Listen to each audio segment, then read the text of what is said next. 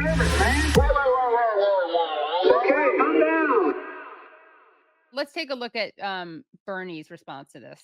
Oh, I'm curious what you please. guys think. We're Senator, before I let you go, I do have to ask you about her recent endorsements by two people who are not progressives at all. Of course, I'm talking about Dick and Liz Cheney. This week, they said they're going to support her. They're going to vote for her. It's worth noting, former Congresswoman Liz Cheney voted with former President Trump more than 90% of the time, was quite critical when President Biden picked her as his running mate. Would you welcome seeing Liz Cheney out on the campaign trail?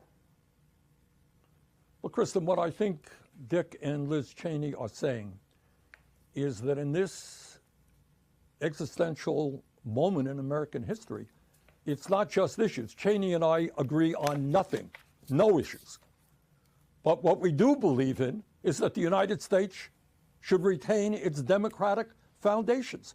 And it's not just Cheney. I think there is a significant number of Republicans who say, well, you know, I may not agree with the vice president on this issue or that issue, but I cannot support somebody who's a pathological liar, somebody who fomented a insurrection to overthrow the election return. So I applaud the Cheneys for their courage in defending democracy. Obviously, on all the issues, we have very different points of view. But the problem is Dick Cheney is a pathological liar. Yeah, and he that's it, yes. lied and got us into war in Iraq and has the blood of millions of Iraqis on his hands and also Americans, and also destabilized that region and also overturned an election successfully. Yeah. And allowed Enron to Right. just absolutely annihilate California. Look, what's the difference between this and 20 years from now, Charlie Kirk is running and AOC goes on MSNBC and says, thank God Trump endorsed the Democrat. What's the difference? No, what's the difference? That is going to happen. The way it's Not going, Charlie Kirk, but Don Jr. is going to be welcomed. He's going to be a welcome fixture on MSNBC within 12 years. Absolutely no question. Because eventually, these are the people, you know, who had Kissinger by their side through all these elections, you know, Hillary and all. Kissinger's always, this is the same thing as Kissinger, except it's just our generation's Kissinger. That's what Cheney is. But to watch Bernie doing this is just like, just retire, go away. I wish he had said it's not a good sign. Yes. I mean, that's the whole thing. I mean, he should have been like Overland Window. Like, this is just insane that this guy should not be wanting to be part of a good functioning party would not have this guy as, you know, on their side. It's insane. Right. It's like when Joe Biden, right, it should be a political liability, not something that you talk about on every Sunday morning news show. But it's also, it reminds me of when Joe Biden announced that Rick Snyder, the governor of Michigan, who oversaw the poisoning of Flint, he endorsed Joe Biden. It's like, why don't you run from this? Why don't you deny it? The thing was that just came out the other day about how none of the major CEOs of the top Fortune 500 companies are endorsing Trump. And here are all these Kamala surrogates trumpeting that as though that's some amazing thing. And I'm sitting there, I'm reading that. I'm like, you know, if I announce my presidential campaign tomorrow, I could take that and nothing else and beat the hell out of both of them with it. Right. It's crazy. It's like the last thing in the world you want is that. And well, which mass murderer, what's your line on mass murder for which whose support you'll take? I mean, is there an endorsement of a mass murder that you are going to turn down? It's so crazy to watch because the left is only getting larger in this country because young people are just like, no, I'm done. And to watch them just sort of a smaller and smaller group of people going more and more right. And you're like, did you watch what Mao Zedong did? Like, it's not going to go well as more and more people gather to your left. It doesn't end well for you. People really think that they are on the right side, no pun intended. They're on the correct side. They don't realize like the game is it's out of the bag. Like Nicole Wallace, William Crystal, all these people are fixtures on MSNBC. It's not that they're brave. They've just switched teams. Yeah. There's like a RNC to MSNBC pipeline that these people are part of. Yeah, because it's the party. What's the difference between this party, the Democratic Party, and like Reagan at this point? Like they have no public answers to anything. It's all tax breaks and like it's all private companies can help us, and there's nothing about like, hey, let's tax and from that taxes we'll save stuff. They're just not doing that.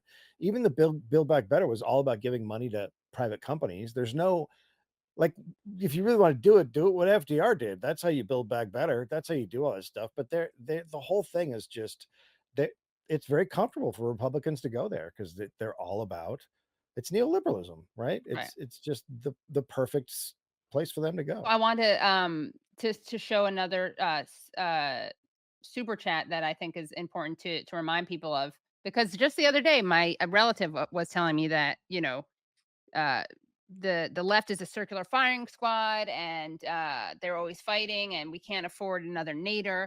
So Firmware writes, 30,000 registered Florida Democrats did not vote in 2000, but they blamed Ralph. Source Project censored. Yeah, well, like what is your response to that argument that's constantly brought out? I mean, we saw it was Bernie's fault that Hillary lost. It's Ralph Nader's fault that that Gore lost. It's going to be Jill Stein's fault, according to even like AOC. AOC says that, Yeah. that Jill Stein's predatory. Run Yeah, but good then- candidates. Run good candidates. This absurd notion that all those people went to the polls and were like, don't throw away. I'm gonna like, oh, Ralph Nader's not on here. Well, I'm gonna vote for Gore then. It's like Right. that's not how it works. And in every one of these, I don't even remember anymore who was the guy in 2000, but like, in 2016, Harry? it wasn't Gary Johnson who like, Yeah. I'm Oh, like, yeah. if you want to wave your magic wand and make Jill Stein go Oh, yeah, away, yeah. and then magically give all of her votes to Hillary, you kind of have to do the same thing with Gary Johnson. Yeah, And now exactly. Yeah. I believe, I can't remember, I looked at this once a while back, and now I believe if you do that, Trump actually wins the popular vote too. Hmm. So it's like, that's not how politics work. Right. Ralph Nader wasn't running to, it's insane. Also, Gore won Florida and, Right. and had the option to stay in the game. He's the Right. one who pulled back, quote unquote, for the good of the country. How Right. people are mad at Ralph Nader and not Al Gore for going for the good of the country, I have to hand the election over Right. to George W. fucking Bush, which people forget. I can't believe we're talking about this election. So it was a million years ago.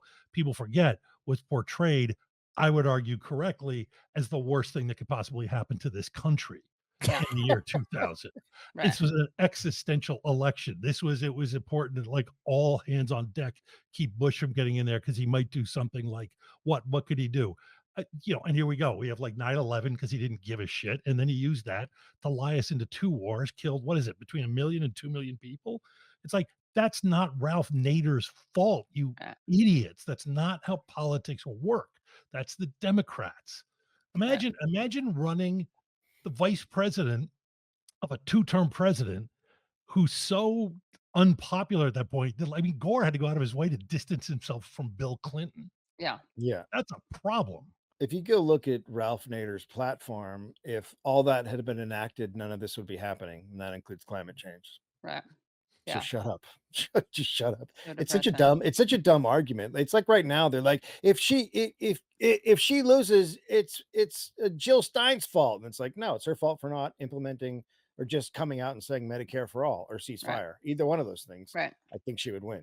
And it's Right. a weird thing, like Democratic voters have somehow been conditioned to, they treat their, I mean, everybody does this, I guess, to some extent on both sides, but they treat their politicians like celebrities, they're beloved celebrities. And I can understand that feeling in some situations, put a gun to my head. I might actually admit that there's one or two Bruce Springsteen albums that aren't the greatest thing ever, but it's going to take a lot of work to get me there. But if he's running for president, I don't owe him that allegiance. My ego isn't tied up in that shit. Like, you screwed up the election. You are responsible. You're the person whose job is to go and get votes. And if you can't get enough votes against Donald Trump, the notion that it's the fault of just ordinary working Americans for not somehow making up for the fact that you're a terrible candidate and voting for you anyway. It's so, and they just do it, and it's accepted by the Democratic base. It's Right. Well, the Democratic base has given up on democracy. All of their arguments are, well, she doesn't need to actually say any policies. Right. That's like Yeah. that's like terrible. But also like they just argue like, well, you can't do that. That's not going to happen. And it's like, because you don't believe in democracy. Like you don't believe in the system we have as democracy, or Right. they wouldn't make these arguments. Like we can't have Medicare for all.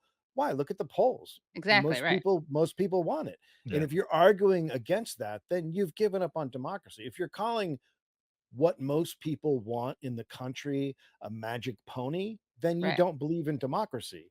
And at the Right. A same magic time, you're pony that saying, also other countries, industrialized countries, have managed to put yeah, into place. Yeah. Yeah. Every other country has a magic pony except us. Yeah. But I know several journalists, Sorota's one of them, who didn't just get hate mail. Oh, yeah. Go, Yeah. Yeah. this is a little bit like, maybe she should put out some policies, just saying here. Death threats. You should die. Your Yeah. throat should be slit.